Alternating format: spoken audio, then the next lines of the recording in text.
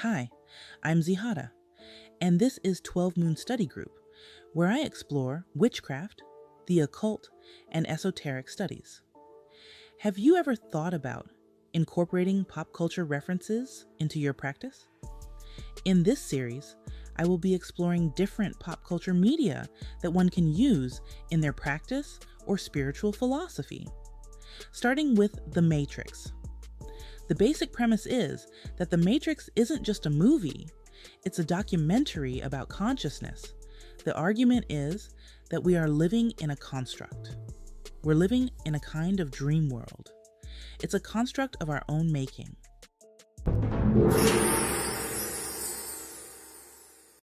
First, let's give a brief summary of the movie. Neo is our main character who is asked by his mentor, Morpheus, to choose between taking the red pill, where he will learn the truth about the Matrix, or the blue pill, and he will return to his normal life as Thomas Anderson like nothing ever happened. Neo takes the red pill and awakens out of the Matrix, in a very slimy way, might I add. Morpheus explains to Neo that the Matrix is a constructed reality, a system of beliefs, rules, and unconscious habits that people are born into and rarely question, shaping how they think, feel, and see the world. It isn't something you can be told or proven. It's something you only recognize once you begin to see beyond what you were taught was real. So, how do we use this concept in our spiritual practice? Well, for example, in my practice in spring, there are 3 things that I want to manifest: financial freedom, romance, and dream body. So I want to get 3 plants that I feel represent each of these manifestations. Then I will write on a piece of paper what limiting beliefs I have for each. Money is hard to come by. It's hard to find a good romantic partner. Losing weight is hard. I then write a new code on 3 strips of paper, like this, and bury them in the dirt with the plant seed. The plant, for me, will represent the new code taking effect in my matrix as it grows. You don't need to use a plant. You can burn it, dissolve it in water, or bury it in dirt near a tree, salt, or sand. Be creative with it. Another example that I do is whenever I wake up, I say to myself, I am now actively plugging into the matrix. Time to code. And at night before bed, I say, I am plugging out of the matrix and returning to the real world. You can change the words that most resonate with you. For example, logging on/off. I'm logging out of this interface. I'm entering the simulation consciously. I finished playing with my avatar for today, spiritual world/plane, etc. Use words that best align with you. Every time you catch yourself operating in the old code, say to yourself, that is no longer my code. I have updated to this new code. Now, to understand this deeper, here is the science of it all, the quantum mirror. So, to even understand the quantum mirror, you have to understand the worldview that most of us are just stuck in by default. It's the Newtonian view. Isaac Newton. Apples falling, billiard balls hitting each other, that whole thing. In the Newtonian model, the universe is a machine. It's a physical, solid thing that exists out there.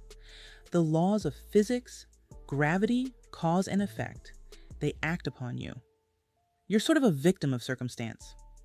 A rock falls, it hits you, the economy crashes, you lose your job. That's the blue pill world.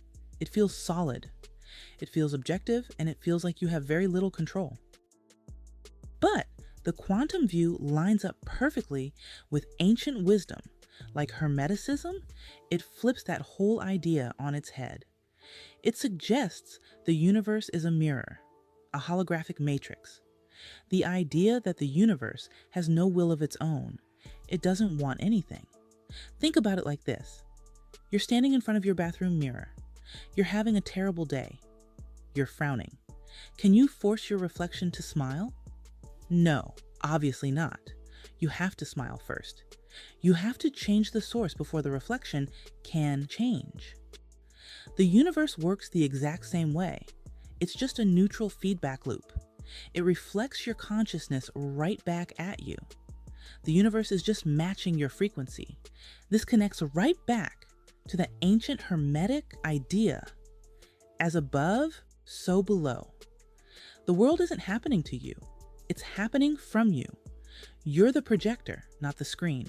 Now, let's talk about the characters and what they represent. Neo is the individual protagonist, the soul, who is currently living a programmed, unconscious life. He symbolizes the individual who has been living his life but is searching for an alternative to a problematic life of bondage. Thomas Anderson can be described as Neo's avatar self in the Matrix that represents the ego, which is a mental projection of the digital self. His journey from ignorance to truth is his awakening to the code of the Matrix. Morpheus represents the guru, or spiritual teacher, who initiates the awakening process. He is the guide who takes in the student and has faith in him, even before the student recognizes their own potential. The girl in the red dress, Maya, represents the fascinations and traps of the objective world. She is a distraction that traps and engulfs an individual when they are not concentrating on the proper things, leading them back into the bondage of the Matrix. Agent Smith and the agents represent our shadow selves that come back to haunt us when we lose clarity or focus, and the internal obstacles to enlightenment. They are also seen as representations of collective shadows, unconscious, manipulative, and destructive intentions shared by groups. Neo's eventual victory over the agents symbolizes the enlightenment of a person who is no longer subject to the past impressions and who refuses to accept the lies of the illusion. Think about how they work in the movie. They can possess anyone who is still plugged into the system, like a virus. Metaphorically, this is what happens when we try to change. You're going along, you're trying to be more conscious, and suddenly, boom, a trigger. Someone cuts you off in traffic, and what happens? You don't respond as your higher self. You get hijacked. The program takes over. You become the agent. The agents are your own bad habits coming back to police you. They are the guardians of the status quo. They show up whenever you try to break free of your conditioning. The oracle represents the inner soul, or the divine part of God within us. She is the inner wisdom that exists beyond time and provides the individual with decoded information, only what they need to hear at that specific moment to help them contemplate and grow. She does not explicitly tell Neo what to do, but allows him to reach his own conclusions. She lets him believe he's not the one. She tells him exactly what he needs to hear to take the next step. If he thought he was the savior, his ego would have inflated. He wouldn't have sacrificed himself for Morpheus. And the sacrifice was the key. The sacrifice was the breaking of the ego. Your higher self will manipulate the avatar to get it to let go. Which brings us to the hallway scene. Neo stops the bullets. The ultimate realization. He sees the code. He realizes the bullets aren't real threats. They're just bits of data, pellets of information.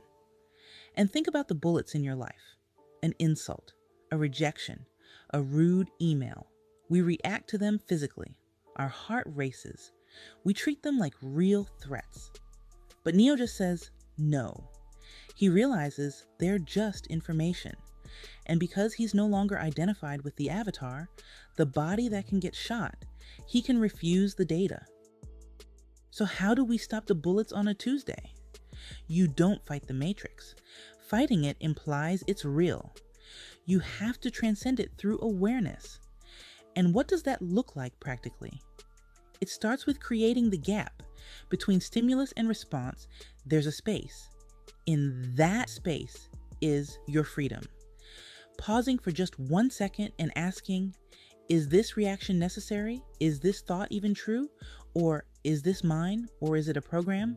Because most of your thoughts aren't original. They're replays of that 0 to 7 script.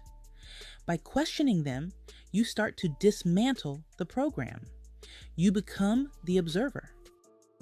When you're authentic, when you act from your core instead of your programming, you disrupt the signal. You glitch at the system. A way you can do this is to use nature. Look at the city. Right angles, neon lights, digital screens. It's a frequency of rigidity and control. And nature is curves. It's organic. Spending time in nature isn't just about relaxing. It's a recalibration. You're tuning your receiver away from the human broadcast and back to the source frequency. You can't hear your own signal if the noise is too loud. Now I'll talk about the dog poop story. Now what is that? It's the perfect example. So this guy is cutting grass with a string trimmer, and inevitably he hits a pile of dog poo. And it goes everywhere. It's awful. And his first reaction, scenario A, is fury. Why does this always happen to me? My day is ruined. He's the victim. A standard Newtonian reaction. The world did this to him. But then, 5 minutes later, he hits another one. Because of course he does. But this time, something shifts. He creates that gap. And he just starts laughing. He thinks, this is absurd. Wipes it off. Keeps going. And here's the lesson. The physics were identical. The smell was the same. The mess was the same. But the reality of the experience, was it a tragedy or a comedy? That was entirely determined by the meaning he assigned to it. When he responded with anger, the mirror reflected a miserable day. When he responded with humor, it reflected a lighthearted one. The poop didn't change, the perceiver changed. That brings us to a really grounding point, because escaping the matrix can sound like you have to quit your job and move to a cave. There is a Zen aphorism. Before enlightenment, chop wood, carry water. After enlightenment, chop wood, carry water. So, you still have to pay taxes. You still have to do the dishes. The quality of the action changes. You're playing the game, but you're not lost in it.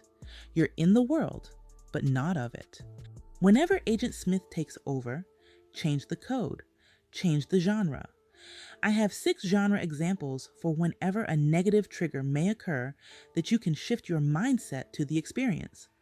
Comedy, adventure, fantasy, slice of life / cozy, romance, self-romance included, and coming of age. First is comedy.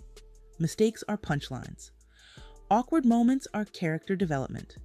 Repetition is running gag. Your power is lightness. Use this genre when you feel embarrassed. Things repeat annoyingly. You're tempted to spiral. You can say, classic episode. Adventure. Problems are your terrain. Delays are detours.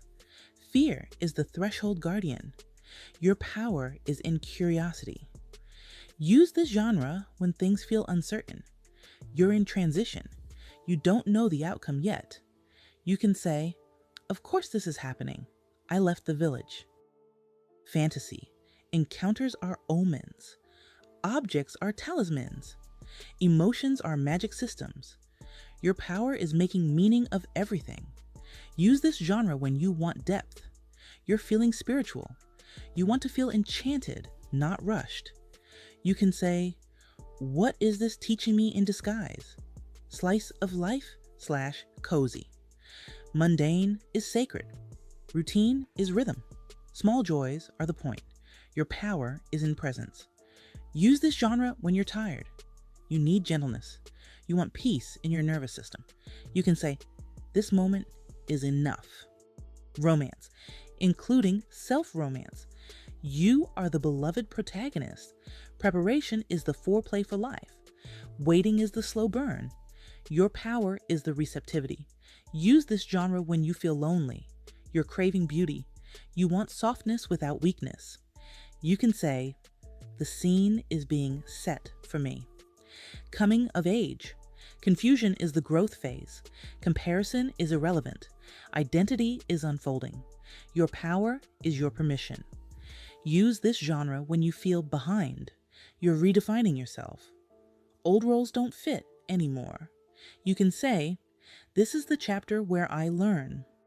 So how can you use this practically? When something happens, literally ask, what genre am I watching this in? Then switch it. Change the genre from a tragedy to an adventure fantasy or a romantic comedy. Start in comedy to diffuse. Shift to adventure to move. Land in fantasy or sci-fi to integrate meaning. You don't have to live in one genre. You wear the avatar, but you know you aren't the avatar. That's the freedom. It's realizing the bullets, the stress, the drama are just data. And we can say no. The universe really is a mirror that has no volition of its own. It's incapable of judging you or punishing you. It is simply reflecting your current state of being back to you right now. The question you have to ask yourself is, what face are you making at it? Are you frowning, waiting for the reflection to smile first? Or are you willing to smile? Take a look at your program today. Observe the avatar. See what happens.